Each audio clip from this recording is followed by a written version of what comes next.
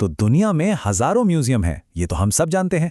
लेकिन कुछ म्यूजियम ऐसे भी हैं जो सिर्फ इतिहास बताने के लिए नहीं बने। इनका मकसद है कुछ अजीब, कुछ परेशान करने वाली और कुछ ऐसी चीजें दिखाना जिन्हें समझाना भी मुश्किल है। तो सोचिए क्या हो अगर किसी म्यूजियम का मकसद आपको सिर्फ कुछ सिखाना ना हो, बल्कि आपको परेशान करना, कंफ्यूज करना या शायद डराना हो। इसी सवाल के साथ चलिए चलते हैं दुनिया के सबसे अजीब म्यूजियम्स के एक सफर पर।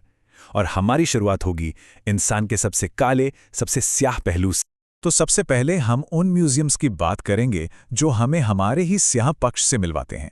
ये वो जगहें हैं जो हमें इंसानी फितरत और हमारे अपने जिस्म के उन पहलुओं का सामना करने पर मजबूर कर देती हैं जो शायद हम देखना भी नहीं चाहते।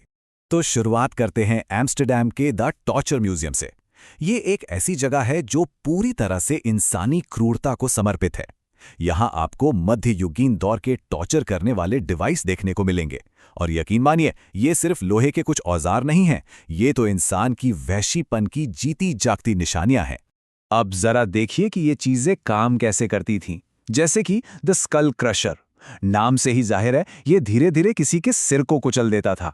फिर है द इंक्विजिशन चेयर, इस पर बिठाने का मतलब था शरीर में 200 किलो का चुभना। और द आयरन मेडन, ये तो एक ऐसा ताबूत था जो शरीर में कीले तो घुसा देता था पर जान नहीं लेता था, मतलब सिर्फ तड़पाने के लिए बनाया गया था। सोचकर ही रूह कांप जाती है ना? इस म्यूजियम से बाहर निकलते वक्त दिमाग में बस एक ही बात गूंजती है कि उन लोगों ने कितना दर्द सहा होगा। यहां रखा हर औजार चीख चीख कर एक ही बात कहता है कि इंसान का सबसे बड़ा दुश्मन खुद इंसान ही है। अच्छा, अब क्रूरता से हटकर एक अलग तरह के डर की बात करते हैं। ये डर है हमारे अपने शरीर के अंदर छिपे रहस्यों का। हम बात कर रहे हैं अमेरिका के मटर म्यूजियम की, जिसे दुनिया का सबसे ज्यादा परेशान करने वाला लेकिन साथ ही सबसे दिलचस्प मेडिकल म्यूजियम भी माना जाता है। 40 किलो, क्या हो सकता है ये वजन है मेगा कोलन का। जी हां, सही सुना, एक विशाल 8 फीट लंबी इंसानी आंत। ये एक ऐसे मरीज की थी जिसे एक बहुत ही रेयर बीमारी थी और इस वजह से वो कई सालों तक बाथरूम नहीं जा पाया था। और इस म्यूजियम में सिर्फ यही नहीं है, यहां आपको एल्बर्ट आइंस्टाइन के दिमाग की माइक्रोस्कोपिक स्लाइड्स भी मिलेंगी। सोचिए। फिर द सोप लेडी है, एक ऐसा शरीर जो कुदरती तौर पर साबुन जैसे पदार्थ में बदल गया। यहां 140 इंसानी खोपड़ियों का कलेक्शन भी है और हर एक पर मौत की वजह लिखी हुई है। और तो और यहां दुर्लभ बीमारियों वाले बच्चों के कंकाल भी हैं। आइंस्टाइन के दिमाग की वो स्लाइड्स ये याद दिलाती हैं कि बड़े से बड़ा जीनियस भी आखिर में तो एक बायोलॉजिकल मशीन ही होता है। चलिए अब जमीन के ऊपर से चलते हैं, जमीन के मीलों नीचे। पेरिस, जो अपनी खूबसूरती के लिए जाना जाता है, उसी के नीचे बसा है एक पूरा शहर, मुर्दों का शहर। और इसे बनाने की वजह बड़ी ही प्रैक्टिकल थी। तो हुआ ये कि 18वीं सदी तक पेरिस के कब्रिस्तान पूरी तरह से भर चुके थे, जगह ही नहीं बची थी और इससे बीमारियां फैलने का खतरा भी बढ़ गया था। तो उपाय क्या निकाला गया? शहर के नीचे जो पुरानी खदानों की सुरंगें थीं, उनमें लाशों को शिफ्ट करने का फैसला हुआ।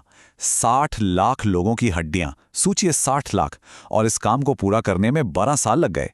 ठीक है, तो अभी तक हमने मौत और डर की बात की। अब थोड़ा माहौल बदलते हैं। अब हम उन म्यूजियम्स की दुनिया में चलेंगे जो हमारी हकीकत की समझ को ही हिलाकर रख देते हैं, मतलब जहां इंद्रियों को धोखा मिलता है। एक जगह है जहां कहा जाता है कि यहां फिजिक्स के नियम तार तार हो जाते हैं। ये बात मुंबई के पैराडॉक्स म्यूजियम के लिए एकदम सटीक बैठती है। ये एक ऐसी जगह है जो दिमाग को घुमा देने वाले इल्यूजन से भरी है।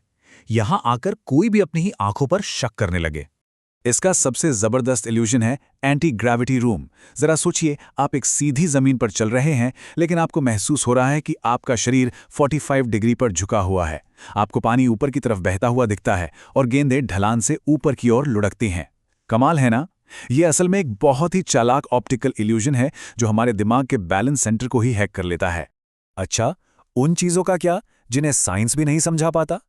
टेक्सास में एक म्यूजियम है, the museum of the weird, जो बस ऐसी ही चीजों के सबूत इकट्ठा करता है। और ये शायद दुनिया का सबसे अजीब म्यूजियम है। यहां आपको क्या क्या मिलेगा? बर्फ के एक बड़े से ब्लॉक में जमा हुआ एक इंसानी जैसा दिखने वाला जीव। एक फिजी मर्मेड है जो आधा बंदर और आधी मछली जैसा दिखता है। बिगफुट से जुड़े सबूतों की तो एक पूरी दीवार ही बना दी है। और एक लिजर्ड मैन का लाइफ साइज मॉडल भी है। अब सवाल यह उठता है कि क्या वो बर्फ में जमा जीव सच में बिगफुट का बच्चा है ये म्यूजियम हमें सोचने पर मजबूर कर देता है कि हमारी दुनिया में कल्पना से भी ज्यादा अजीब चीजें मौजूद हो सकती हैं। चलिए अब आगे बढ़ते हैं हमारे तीसरे हिस्से की तरफ। यहां हम बात करेंगे उन म्यूजियम्स की जो बहुत ही अजीब और खास चीजों के कलेक्शन के लिए जाने जाते हैं।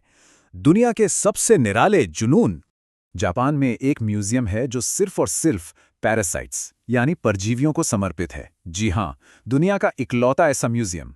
इसका मकसद है लोगों को इन छोटे छोटे अनदेखे जीवों के बारे में बताना, और हां, शायद थोड़ा बहुत डराना भी। 8.8 मीटर। अंदाजा लगाइए ये क्या हो सकता है। ये लंबाई है इस म्यूजियम के स्टार अट्रैक्शन की। ये एक टेपवर्म है, एक कीड़ा जो एक इंसान के पेट से निकाला गया था, लगभग 30 फीट लंबा। म्यूजियम में से एक बहुत लंबी कांच की ट्यूब में रखा गया है और उसके साथ एक रस्सी भी लटकी है। उस रस्सी को खींचकर कोई भी अंदाजा लगा सकता है कि ये असल में कितना लंबा था। इसे देखकर तो किसी को भी पानी पीने में डर लगने लगे। सही कहा ना? ये म्यूजियम हमें उन अनदेखे खतरों की याद दिलाता है जो हर वक्त हमारे आसपास ही मौजूद हैं। अब एक और अजीब कलेक्शन की बात करते हैं, डॉग कॉलर का म्यूजियम।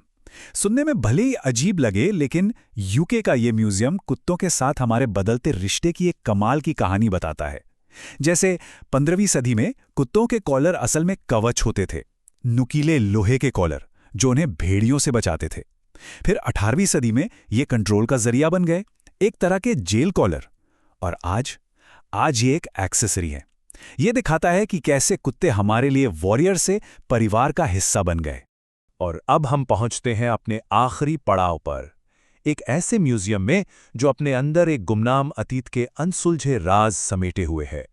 Assam state museum. ये म्यूजियम किसी दरवाजे की तरह है जो एक रहस्यमयी अतीत में खुलता है। यहाँ एक शाही तलवार है जिस पर कुछ ऐसे पैटर्न बने हैं जिन्हें आज तक कोई समझ नहीं पाया है। माना जाता है कि ये कोई भूली बिसरी लिखाई है। कुछ ऐसे मास्क हैं जिनके बारे में कहा जाता है कि वो बीमारियों की आत्माओं को कैद कर लेते थे। और कुछ पुरानी पांडुलिपियां हैं जिनमें ऐसी भाषा और ऐसे डायग्राम हैं कि समझ ही नहीं आता कि ये एस्ट्रोनॉमी है या कोई जादू टोना। तो आखिर में ये म्यूजियम सिर्फ चीज़ों का ढेर नहीं है ना?